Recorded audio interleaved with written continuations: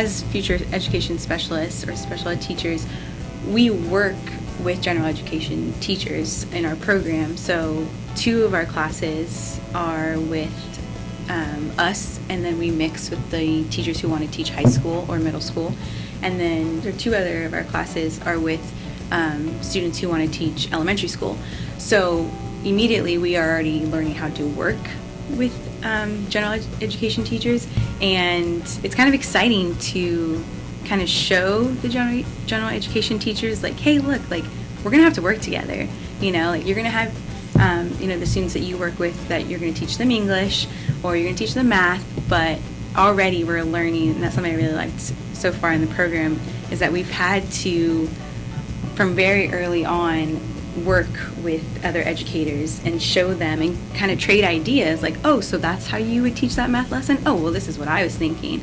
Specifically within the special education credential program here at Sonoma, we're so small. I mean, there's only so many students between the non-intern students like us and then the students who do start their student teaching right away. You find out a lot about each other pretty much like at first meeting. And you kind of like let your guard down immediately, because the professors are like, okay, we're here, we're talking, we're learning, and I really appreciate that, because coming from, as a new student, you're nervous, and I just felt immediately like, okay, I can do this, this is going to be quite an adventure, but I've learned throughout this semester, especially before we start our student teaching next semester, that networking is huge, and that besides these ladies having my back, I have professors who have our backs, and even after we leave the program come May, we can still call them and still email them and be like, oh my gosh, this is happening in our school or our classroom, what do you suggest? And I really appreciate that. I feel not as ill-equipped as I did when I first started a year ago. There's different styles of learning, different styles of teaching, different styles for everything, every subject, everything basically, and that every student doesn't learn with paper and pen. It's more likely that students with special needs at any capacity will be in the general education curriculum.